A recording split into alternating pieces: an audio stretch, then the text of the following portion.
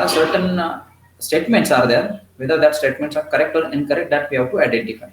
And based on that, we'll decide whether that language is going to support such a kind of a operation. And if it not support, then what kind of error we will get in that case.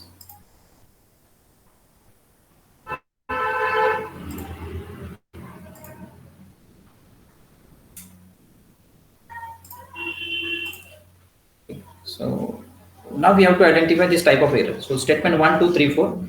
Yesterday we see some graphical representation of this structure. Today I just again explain you how it works and what sort of errors will be there if you write the particular statement. So if I write a first statement, A equal to B, the A is instance or an object or a variable belongs to a structure S1, and B is an instance which belongs to a second structure.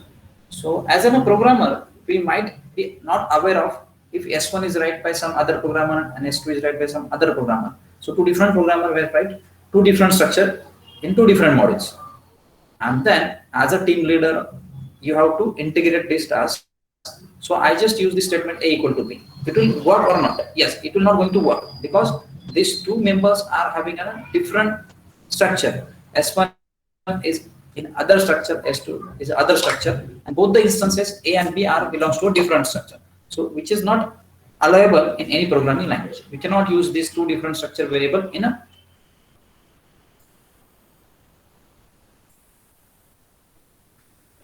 assignment purpose. So we cannot assign this data directly from one structure to another structure. If I want to store the data value, if I want to store this value of A or B somewhere, I can do that, but I cannot assign or I cannot equate that to variable of the structure. So that is the legal use of the first statement.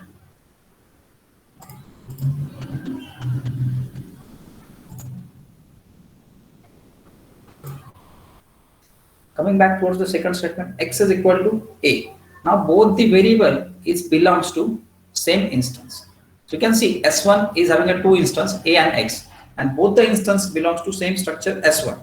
So if they belongs to both the instance from the same structure, then it is allowable. We can store the value from one instance to another instance if they belong to the same type of structure, same type of a data set. So this statement is correct. Statement number 2 is correct. Statement number 1 is incorrect. Now coming towards statement number 3 and 4. This is nothing but a data storage of the function into the C and data storage from the function into the D. So 3 and 4 number statement will just return the value from the function and it's stored in that two variable. C and D are the two variable that we can use to store the data. So already we have a function in the S3. So we have to call the function, and the function is having two parameters. The first parameter is the, or we can say the object of the structure S1, and second parameter is not any kind of data type is mentioned over here. So we can assume it that one variable I have to pass and one object I have to pass. So for this function, one object and one variable I have to pass as an attribute, as an argument to that function. So when we pass these two arguments to the function, then and then it will return a certain thing. It may return object, it may return variable, or anything that we want to return from the certain line of code. There is no line of code over here.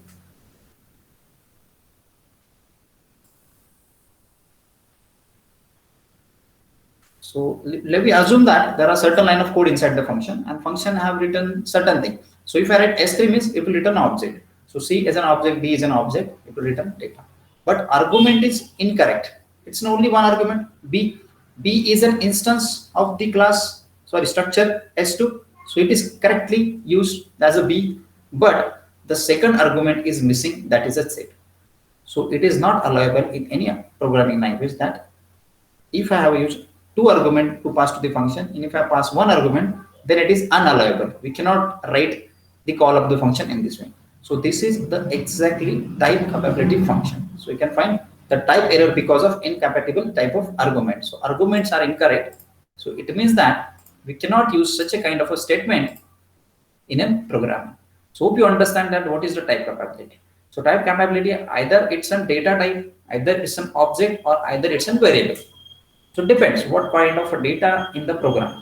And again, do not consider any particular programming language, generally. So this line number 3 is incorrect. So hope you understand why it is incorrect. Now coming towards the statement number 4. So I think in the morning, many students are absent in the lecture. If they are right now joining the session. Fine. Statement number 4, D is equal to function A. Again, the same thing. The first argument is correct, but the second argument is not passed to the function. So it means that it is incompatible type of the function. So hope you understand that when you have the function is having incompatible type in a programming language. So this is an explanation what I explained to you, and these are some type capability to the function. Pascal is not supporting name, so you people are not aware of the Pascal programming language, but you can just remember this: name capability is not supported by the Pascal language. In C language, structure it is support, but when we use the structure name to operate the instance of the structure, then it won't support. So remember these two examples for the type capability. Then one example, generally we people follow by conversion from one document to another document. That is implicit conversion and explicit conversion. This is another new topic. This is also very important one as far as the online exam is concerned. That is your MCQ exam, type conversion. So there might be a certain question, definitely 2 or 3 questions based on this topic for the type conversion. Type conversion, you are already aware of that. What is type conversion? Type conversion means it is not a conversion of a data, it is a conversion of the data types. Suppose my data is in numbers and I want to convert into string. How I can do that?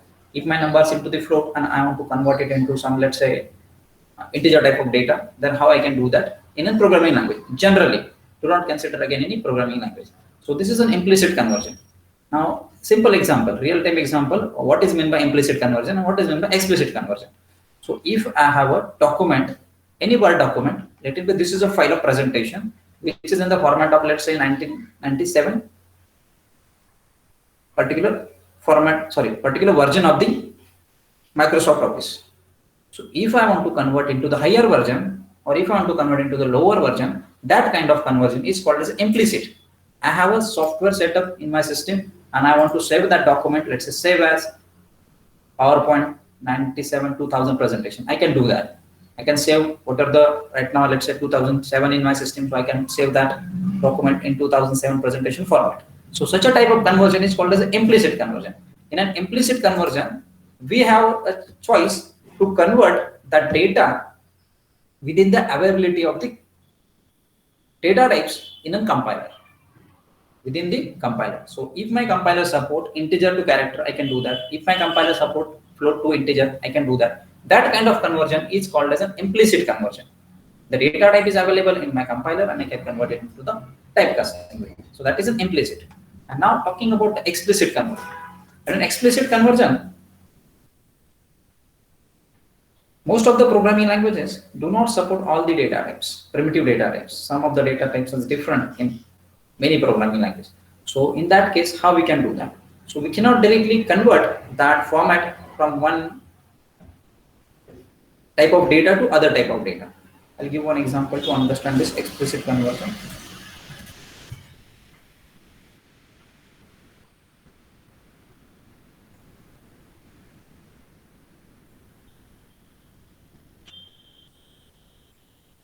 Now I'll give one simple example related to considering, let's say, certain data. So if I just draw the stack or an array vertically and I place certain numbers. Okay, and this data is like, I just divide into 2 parts. So first is the ith index and second one is the jth index. This is just for understanding purpose. 1, 2, 3, 4, and 5. And let's say A, B, C, D, E. Remember that the data is there A to E. Alphabetically, we have to just put the data. So this is the information I have. That information either in the Word file, that information either in the Excel file, CSV file, JSON file, or any kind of a data storage file that can hold this information. Now I want to do the conversion of this data into my readable format. Okay, so I want to read this information and I want to operate it. What I want to operate? I want to check if this I value is equal to 2. I want to print this record. Remember that this is the problem statement. I have to use any programming language and I have to solve that problem. So I have this particular data, let's say in the .csv format. Can we use C and C++ programming to read this information? CSV data we cannot read in this C and C++ directly. There are certain third-party components are there that using that we can do that. But generally we cannot do to access the data from CSV file into C++ compiler. We can open a file that is txt file. If my data is the .txt file, I can read it in the C and C++ programming language. So depending on the type of data and what sort of operation I have to perform, I have to select the programming language, as we know. So let's say I have a data, and what is meant by explicit conversion? This is the data explicitly available from other kind of a text document, let's say CSV, XML file is available, and I want to import this data in a programming language C++. That type of conversion is called as explicit conversion. Data is available in other compiler, or we can say other format, and we have to access that data in our programming language. That is a completely explicit conversion. And implicit means data types is available inside a compiler. I have to convert one form of data to another. So little bit by default, I use this information to store in a programming language.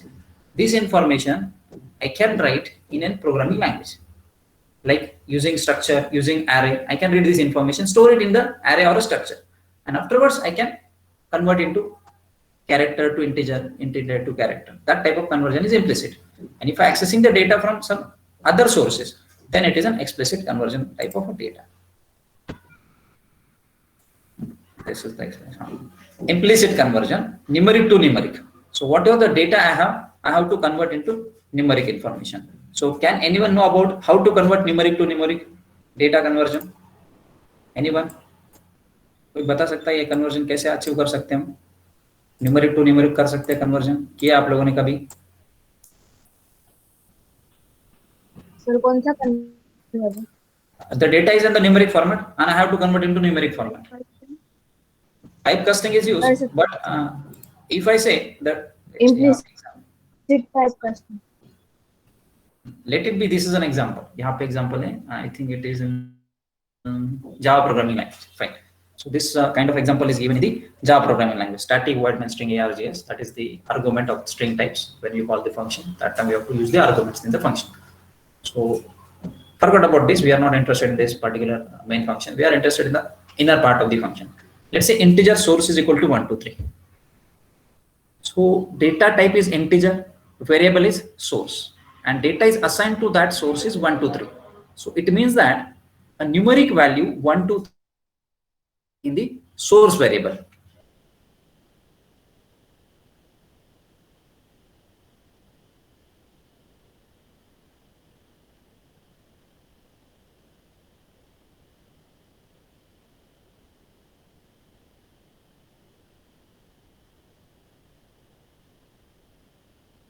So implicitly I want to convert, let's say data type is change.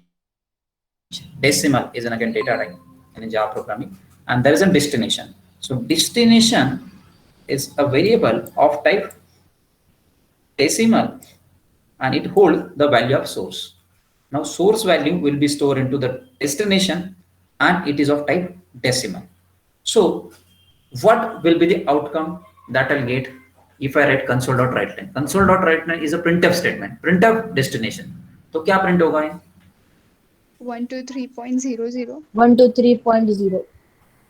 123.0. Correct. Good. 123.0. 1020. Depending. लेकिन .00 होगा.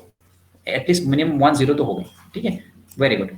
So if this print this data, okay, initially what I have the data? I have 123, and right now when I just convert into other data type, that information is 123.00. Whether any data loss is there in my value? No. A complete whatever the data I read or whatever the data I assign to that variable, as it is data I'll get. There is no any data loss in the implicit conversion. Numeric to numeric. This is numeric type of data, and I'm just converting to again numeric, but it is not a complete numeric, it is a real type of data. But there is no data loss. There is no data loss at all. There is no data loss anywhere in the particular variable. Hope you understand that implicit conversion. This is one of the type of implicit conversion. Other example, यहाँ पे just अगर ये आपको नहीं समझा होगा तो एक और एग्जांपल हम लेंगे.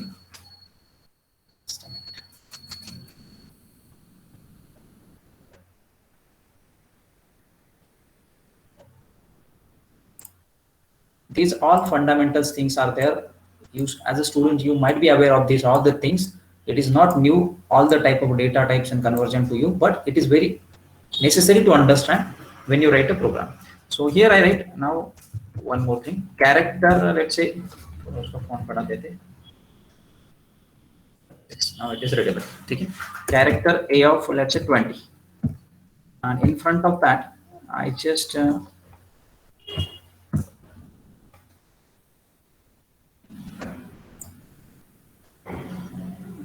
I'll take this snapshot.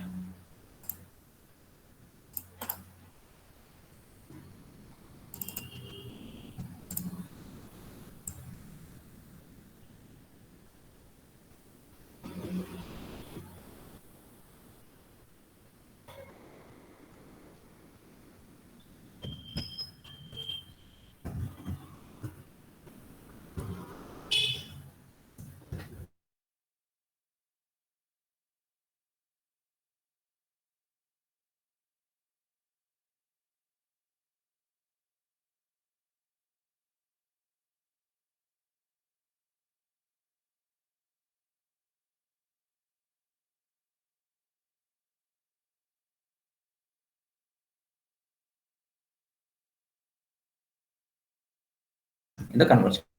So if I just use and I'm not going to select any programming language.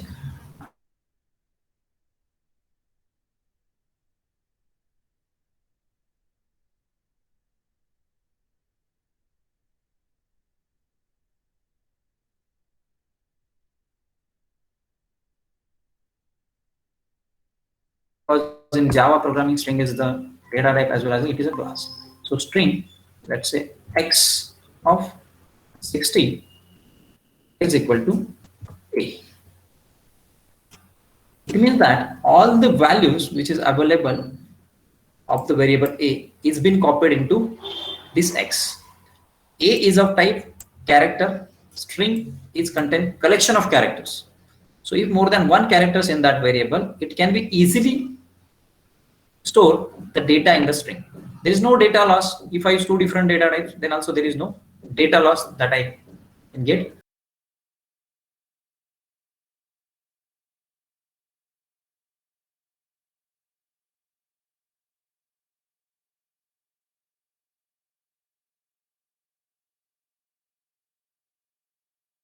Because directly we are assigning the value.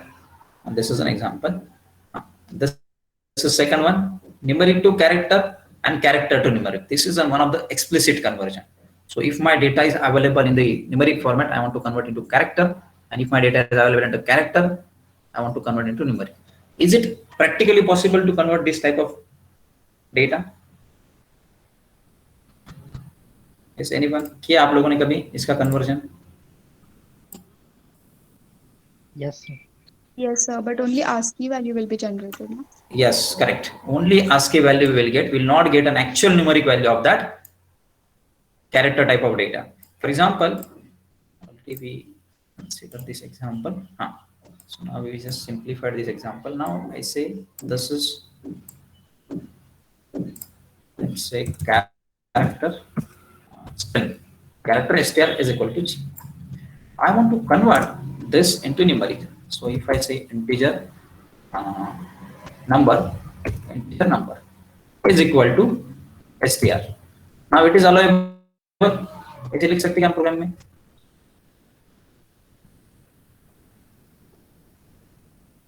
If I write this statement, will the data is converted into number? Yes. No. Anyone? No, sir. It is not possible. Why it is not possible? Two different data type. It's a character, it's an integer. तो यहाँ पे क्या करना होगा?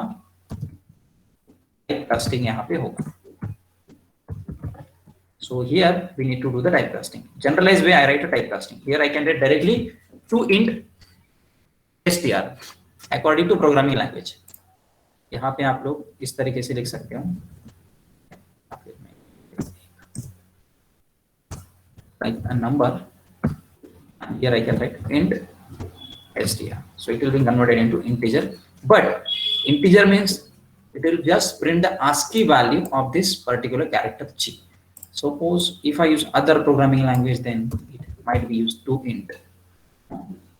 If you use a Java, then you can use int to, let's say to int करके function. I don't remember exact name of the function, but int dot something is there. I not exactly remember the name of the function which is in the Java, but it is like that. So typecasting is must in such a case. So typecasting will convert one type of a data into another type of data and will get the ASCII value.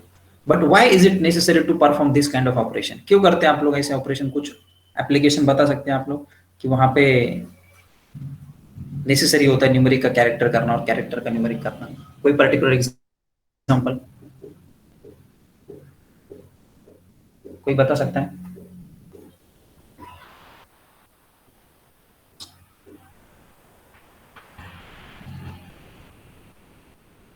Everyone knows and everyone aware of that this particular technique of explicit conversion. Everywhere we found this.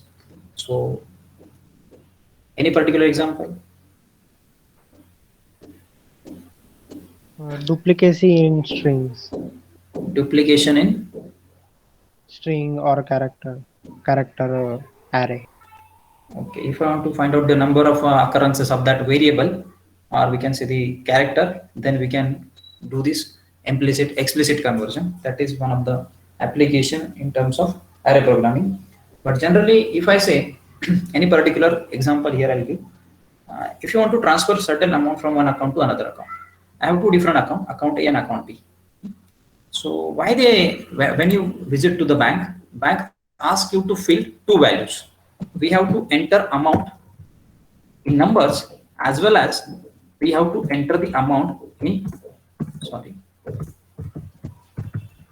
1000. So why they are asked to write these two numbers as well as in numbers as well as in the characters, or we can say the value in words as well.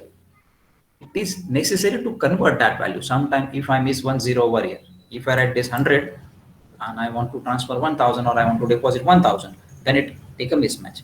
So whenever such a type of e-commerce application, that time we have to convert this numeric to character, character to numeric. It is a must.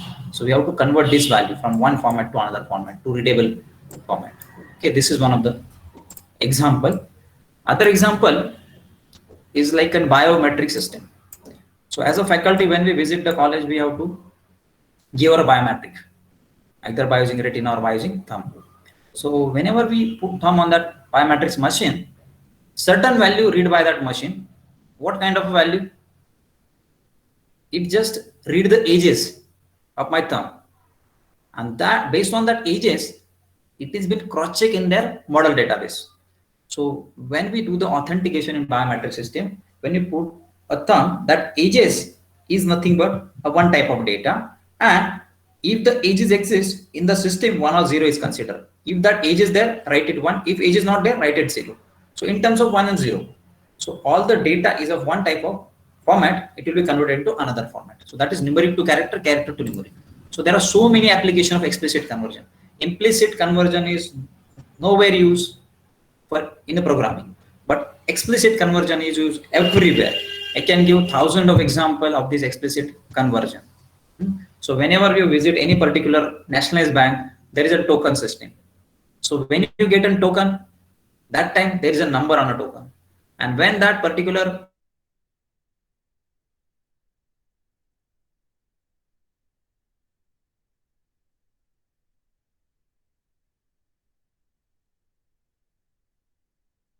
are there available in each and everywhere. As your PRN number is also one of the example of explicit conversion. FASTag system is also an example of this explicit conversion type of a data. A weighing machine, so you can find the trucks are running on the highway and how to measure the weight of that truck. So such a system is also comes under the explicit conversion.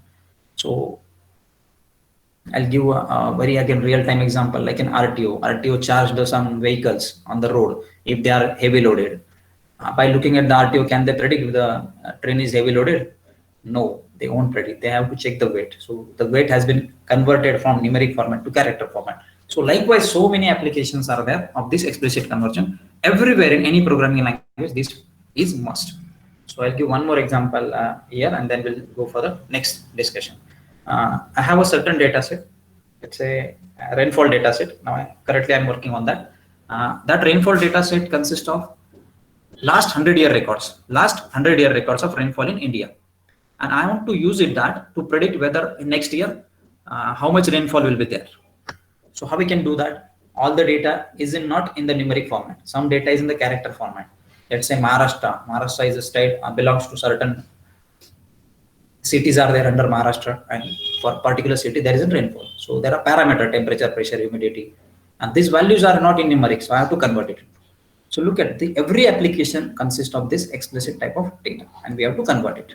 So hope you understand this explicit conversion example as well.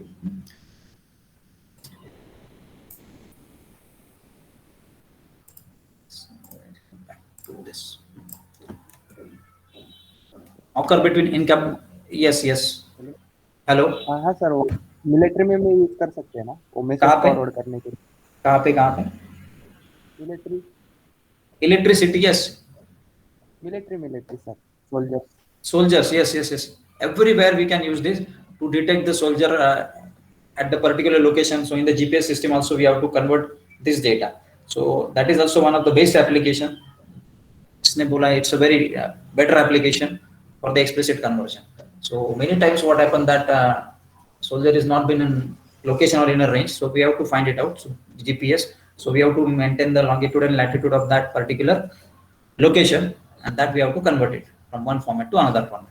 So as I said, every application requires this explicit conversion. You can go with any particular real life example, you can find this explicit conversion.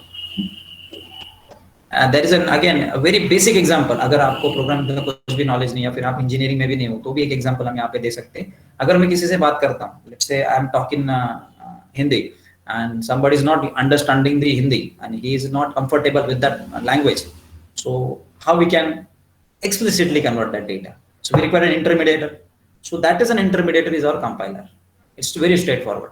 That intermediator is must, and that is a compiler to convert that information, explicit conversion. And we can say there is a data loss. Yes, definitely there is a data loss. When we convert one format to another format, there is definitely a data loss is there. Extra coding is required because we have to perform a lot of operation on that data. So these are some drawbacks of that explicit type of conversion. But that drawback is acceptable because a data is of huge amount. So एक example है उसमें. You can see this example. I want to convert into the short integer source is 1, 2, 3. I want to convert into short. So this is one of the typecasting in a Java programming language. Type and subtype.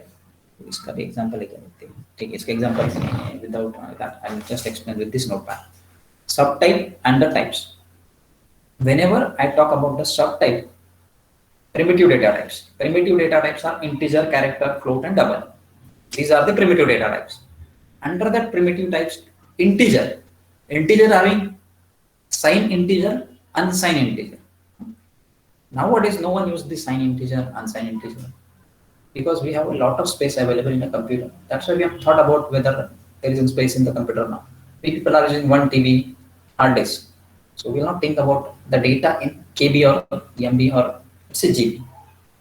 So subtype are the types which comes under that primitive data type. So integer subtypes are unsigned integer, signed integer. Character, unsigned character, signed characters are there. So this is the type and subtype. So this is about the second part of the unit number 2, that is structure the data, computation and the program. So this part we discuss in this second part of the unit. So any difficulty up to this point, type and subtype. यहाँ तक किसी को कुछ doubts है, अगला जो remaining part है generic types वो भी कंटिन्यू करेंगे. यहाँ तक किसी को कुछ पूछना है, फिर किसी को डाउट होगा, somebody wants to ask anything related to this fundamental concepts. अगर किसी को कुछ पर्टिकुलर टॉपिक पे डाउट होगा, you can ask that as well.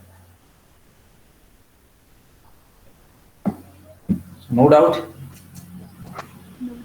No, sir. No, sir. Okay, fine. So now we will go with the next discussion.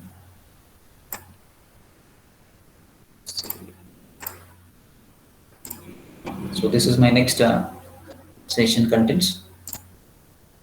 Monomorphic versus polymorphic type system. Case study, the type structure of C++ in Java. Structuring the computation, that is expression and the statement. So this is the topic which belongs to every programming language, and it is called as a if-else, some relational operators, arithmetic operator, some conditions, switch case, loop, iterations, do while, and let's say for. The conditional execution and iteration is there. Routines are the function. Then what are the styles and issues we have to follow when we write in any particular program? Because when you write a program, I found many students are writing sequentially one after another, like we write in the notebook, but it is not accepted in the many programming language. We have to follow certain protocols when writing the program as well. So that also we'll discuss. And finally, we can conclude with the exception. So from this part 3 for minute number 2, the important topic is structuring the computation, conditional execution and iteration, and this final one, exception. So these 3 are the important one as far as the exam is concerned. The remaining types are important, but that much not important. It's not asked in any exam, so we can skip that as well. But you have to remember what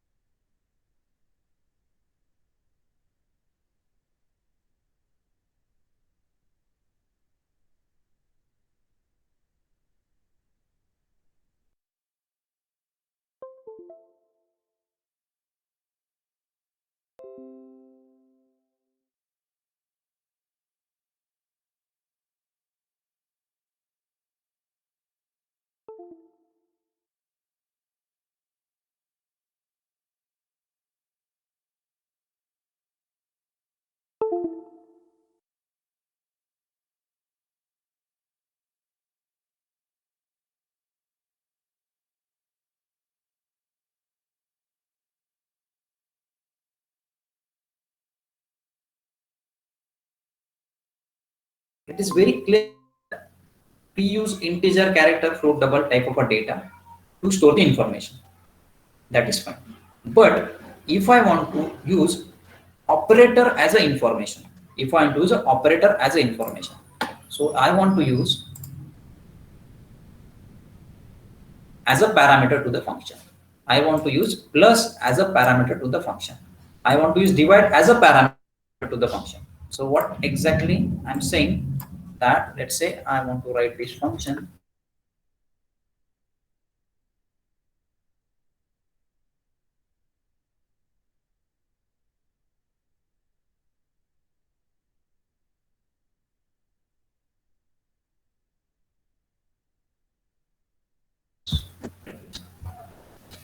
This is my function that I want to write in a program. Now this is not a variable, this is an operator. That operator I have to use as a parameter to the function. Straightforwardly, we cannot use operator. We have read the class name before that. We'll see this afterwards.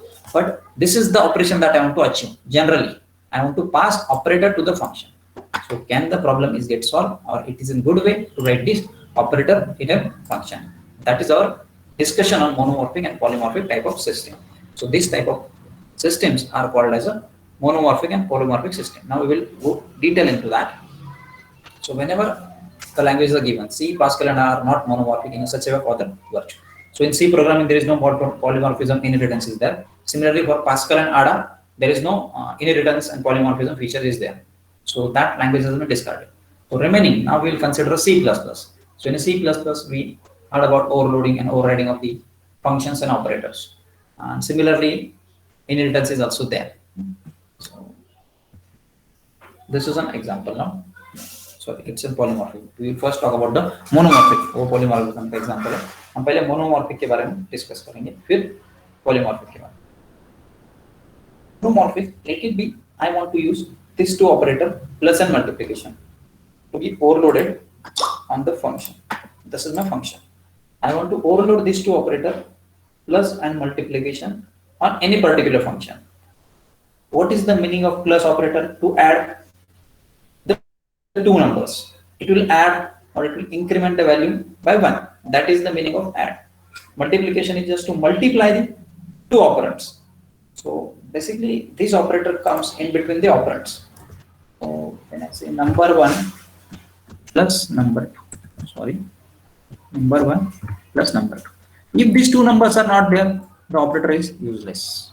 The operator is useless. But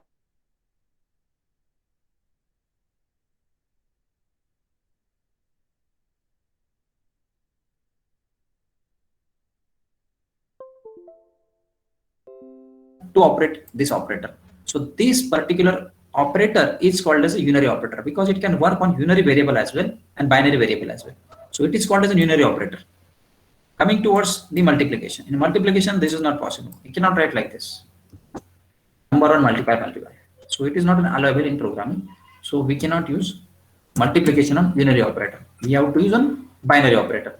So we can use multiplication in between the two operators. So unary operators are plus minus, while the binary operators are multiplication and division. I think it is clear. So these operators we can use in the C++ programming languages to overload on the function. So these are the example of monomorphic type system. We can use this in the overloading function. Now I have to replace this. I cannot use directly this in a function as a operator. So what I need to do? I need to create, let's say my class name is student.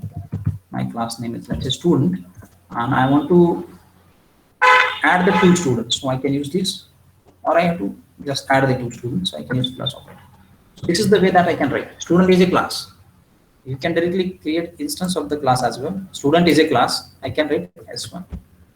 S1 object will get add the data which is inside the function. So function के अंदर अगर कुछ होगा तो उस पे वो operate करेगा. You have to just concentrate on this only. Remaining part is discarded. Only focus on this point. So S1 is an instance and plus is an unary operator that I have to overload. So this is called as a monomorphic type of operation and program. Coming towards the polymorphism type system. See, the very first statement is important. All practical languages have some degree of polymorphism. All languages is not a statement. All practical languages have some degree of polymorphism. So polymorphism is of two types. Static type of polymorphism and dynamic type of polymorphism is also there. So based on that, we can categorize the function. So we can see the structure of polymorphism, universal and add-on. Universally is available in every programming language. That is all practical languages. That is parametric and inclusion. Parametric is a function assigned parameter. And inclusion means we can write different values to the way argument in the function. That is called as inclusion. And then add up overloading and origin. So overloading is an important aspect as far as the polymorphic type system is concerned. So basically this is important one in the overloading. So one by one we'll see example होगा एक, अगर नहीं होगा तो हम example लेंगे. Just a minute. Able to visualize. Okay. Fine. So we'll take one example generally here first. Now talking about first universal programming language, that is again polymorphic type system. This structure is important. If question is asked, then it's completely theoretical. There is no any implementation you have to write in this topic. They generally ask the question, compare polymorphic and monomorphic system. Write a short note on polymorphic type system. Only this type of questions are possible on these two topics. There is no other type of questions they ask on this particular topic. So just thoroughly you have to go to this topic. No need of any kind of implementation related to this topic will ask in your examination. So theoretically you have to aware of all these terminologies so that you can able to write answer in the examination. This diagram is important. So universal polymorphic type system. So first we'll go into that parametric and inclusion type of system. So as I said, parametric type of system. So here we will take one example.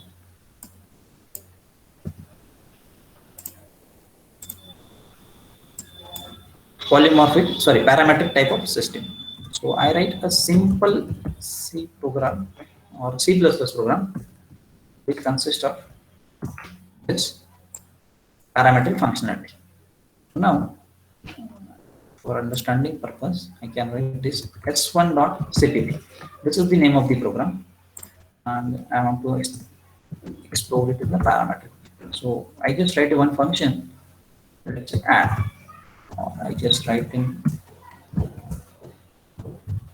integer add, and let's say integer a, integer b. This is the two parameter having comma separated. And within that, I can just write return a into b. So whatever the a and b, it is get multiplying and it will be written from the function. And here I can write the cout statement. Cout, let's say add. तो multiply कर रहे हैं तो यहाँ पे मैं add कर देता हूँ, सॉरी फंक्शन का नाम ऐड है तो उसको ऐड करें, ठीक है, ऐड, यहाँ पे हम उसको वैल्यू चेंज करेंगे 45. So this is my assignment, that just simply add the two numbers and it will return the value. So this is the parametric function I write in my program, which will perform addition of two number. The two number entered by the user, both numbers of type integer. The user has to enter separate numbers.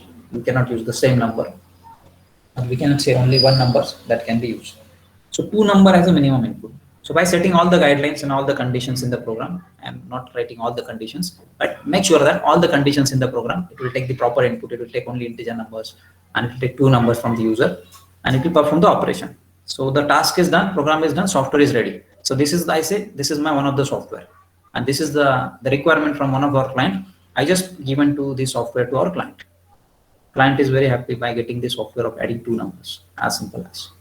Now I have to write one more assignment, or I have to write one more program, which will perform addition of two number as well as multiplication of two number. So I get a requirement from my client that another client, this is my client number one, S1, who wants only addition of two number. Now I want to write a program which will perform addition and multiplication with other client. So what I can do, I can write this program again. What you can do, you can write one more function here for multiplication, write a parameter inside it, call the function, and the task is done. Okay, but in that case, what happened? Unnecessarily, I am writing this code again in that second assignment. I don't want to write that code. That is called as a parametric polymorphic system. So this is the template that I use, add function. I'm not going to write this function in this second assignment. Suppose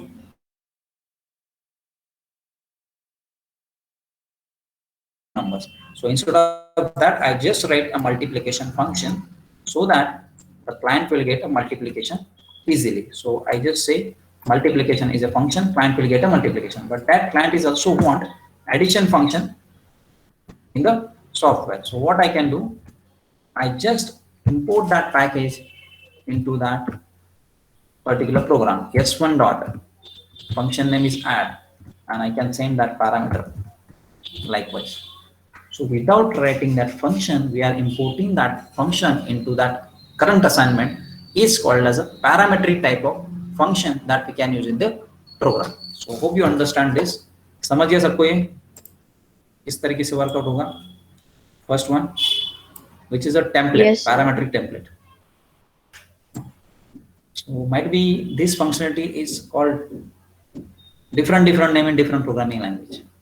So if I say I want to access a variable from one program to another program in C programming, then extern is a keyword. Then extern is a keyword. For example, I am using, I'm designing the software on, let's say, online examination, student online examination, and I want to maintain the result of that student, last time how much marks he get in the particular exam, and the software in C programming. That time it is very difficult to retain that value. So using the extern variable, we can extract that value and we'll keep it into the variable. So whenever next time the user login in C programming only, it is true for only C programming. That time I can retrieve that value from external variable to notify that user he will get, he was able to, he received or he get 5 marks, 2 marks, 3 marks in the particular subject. That is the use of external variable. If I'm talking about the C++, you might be heard about that STL, standard template library. Using that, we can access the member and method. That is the universal monomorphic system or polymorphic system. If I'm talking about, let's say, Java programming, then let's say module is a functionality that can be used. One module can be accessed into other module, or there is an alternate name is also there. There is a package in the Java programming. There is also extension to the package. It's called as interface in the Java programming. If I'm talking about the Python programming, then it is a module. So these all names are different, but functionality is the same. So it is the parametric templates, or we can say the polymorphic type of system, universal polymorphic type of system. So it is universal, but with different name and different programming languages. Okay. So as a student, you're not worried about whether in which programming language, whether it is called as extern, whether it is called as STL, whether it is called as a package. You have to focus on this parametric function. ये जो concept है आपको पता होना चाहिए. That is more important. तो ये concept आप कौन से भी programming language पे use कर सकते हैं. Right? So this is about the first one, parametric type of template. Now talking about the inclusion and subtype of programming. It is actually subtype of programming. As I told you that subtyping is integer, is a subtype is unsigned integer, signed integer. So such a kind of operations are there in a function that is called as inclusion. So it is very easy inclusion. Ad hoc polymorphic type system. Next one is ad hoc polymorphic type system. In that first one is coercion and second one is the overloading. Now we will see these both type one by one. So overloading means we have to overload one function with other function. So there are the different type of overloading out there. We can overload the constructor, we can overload the function, we can overload the class with other class. So different aspects are there for overloading. So maybe it is not possible to cover today itself. So we're not going to discuss overloading right now. In the next session, we'll discuss the overloading. So tomorrow we'll cover this overloading and the remaining part of the unit number 3. So might we conclude tomorrow this unit number 2. If it is not concluded in the morning session, then we'll conduct one more session in the evening if possible, or if it is required. Otherwise, we will conclude the unit number 2 in the morning. If it is concluded in the morning, then we'll stop. Because in your in-sem examination, 2 units are there. So any question or any doubts up to this point of discussion related to the PPL? सब लोगों ने Google classroom join किया PPL का? Yes, sir. किसी को कुछ problem है Google classroom के अंदर अभी? No, sir. So you people can easily access all the information at one central point. So I just share my attendance link with you. आपके पास लिंक होगा सबके पास या नहीं? नहीं. Okay, so just wait for a minute. I just share that link with you.